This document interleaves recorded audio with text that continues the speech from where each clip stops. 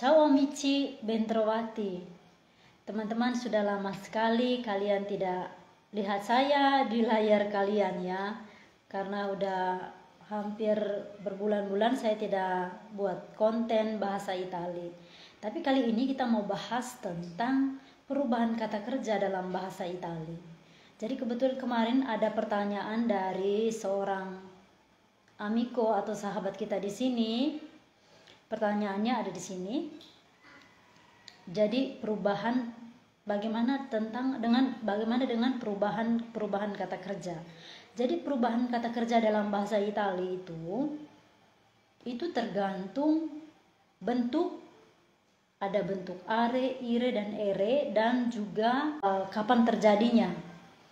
Jadi di sini kita mau bahas dulu bagaimana perubahan kata kerja yang perbedaannya sangat tipis dan hampir atau sering sekali terjadi kesalahan dalam penggunaannya. Jadi kita kadang keliru gitu ya, penggunaannya kok yang mana yang pasnya ya. Apakah masa lampau itu tuh maksudnya itu lampau yang sudah lama sekali atau baru terjadi, atau apa perbedaan yang sebenarnya yang secara detail kita jelaskan di sini ya teman-teman.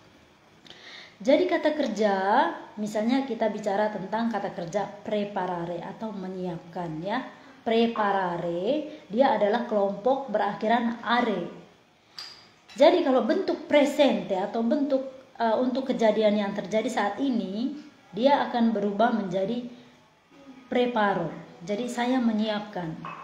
Tetapi untuk masa lampaunya, ini kita bicara tentang masa lampaunya ya, karena ini yang sering terjadi penggunaan yang salah atau keliru. Masa lampau dari kata kerja itu, dari semua kata kerja, bukan hanya preparare, itu ada yang dua ini yang sering terjadi kesalahan, yaitu passato prossimo dengan imperfetto.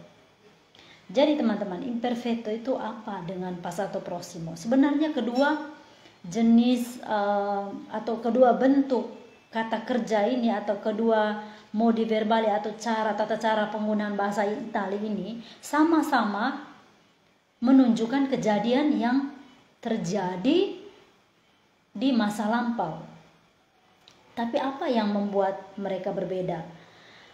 Untuk imperfetto itu menunjukkan suatu kejadian yang terjadi di masa lampau itu sering terjadi, maksudnya berulang-ulang kali, bahkan kita tidak bisa hitung.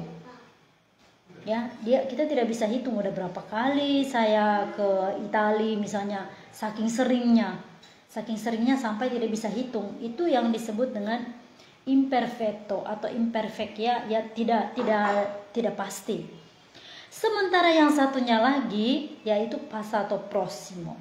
Passato prossimo itu menunjukkan sesuatu yang terjadi di masa lampau juga, ya, di masa lampau, tetapi hanya sekali saja, maksudnya kejadiannya cuma sekali gitu. Misalnya kita kasih contoh ya, untuk masa lampau atau passato prossimonya kita bisa bilang Elena è venuta a casa mia. Itu artinya Elena tadi datang atau Elena sudah datang di rumah saya tadi ya. Itu terjemahkannya secara detail. Berarti hanya satu kali Elena datang. Dan di sebelum-sebelumnya juga atau dari tahun 2019 2020 belum pernah datang ke rumah saya. Tapi tadi dia datang, artinya satu kali aja dia datang. Itu yang disebut dengan passato prossimo yang baru aja terjadi dan terjadi satu kali aja. Sementara yang untuk imperfetto misalnya gini, Davide veniva a casa mia. Davide atau David datang ke rumah saya, tetapi sering, pokoknya sampai kita tidak bisa hitung. Ya, tapi sama-sama di masa lampau atau kejadiannya itu sama-sama di masa lampau, gitu loh teman-teman ya. Jadi itu perbedaan antara imperfetto dengan passato prossimo. Ini sering sekali terjadi salah pahaman atau kita keliru untuk dalam penggunaannya ya. Karena Imperfecto pun bisa saja terjadi atau barusan saja terjadi, tetapi bukan hanya satu kali. Mungkin kemarin datang juga, atau tadi pagi datang juga, atau tahun-tahun sebelumnya, bulan-bulan sebelumnya datang juga. Itu imperfecto. Sementara passato prossimo itu yang barusan terjadi juga, atau sesuatu yang terjadi di masa lampau atau baru saja terjadi, cuma dia hanya terjadi satu kali saja. Jadi teman-teman, pertanyaannya bagaimana itu perubahan, bagaimana tentang kata kerja, perubahan-perubahan kata kerja dalam bahasa Itali. Kalau kita jelaskan dalam video ini secara detail satu persatu, itu tidak akan bisa selesai ya, karena ada banyak sekali ada presente, passato prossimo, imperfetto, passato remoto, ada trapassato prossimo lagi, macam-macam. Jadi kalau kita mau jelaskan satu persatu atau kita mau jelaskan secara detail di sini, saya rasa tidak begitu cukup waktunya ya teman-teman ya. Jadi untuk kali ini pertanyaannya mungkin sudah bisa dijawab ya teman-teman atau amici, dan semoga bermanfaat untuk kalian.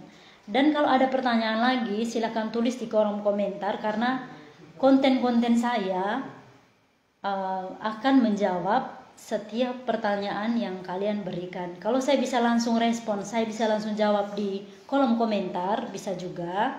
Tapi kalau saya rasa kita harus buat konten seperti ini, kita juga akan jelaskan secara detail seperti ini. Oke teman-teman, sampai di sini dulu. Sampai jumpa di vlog selanjutnya. Ciao ciao.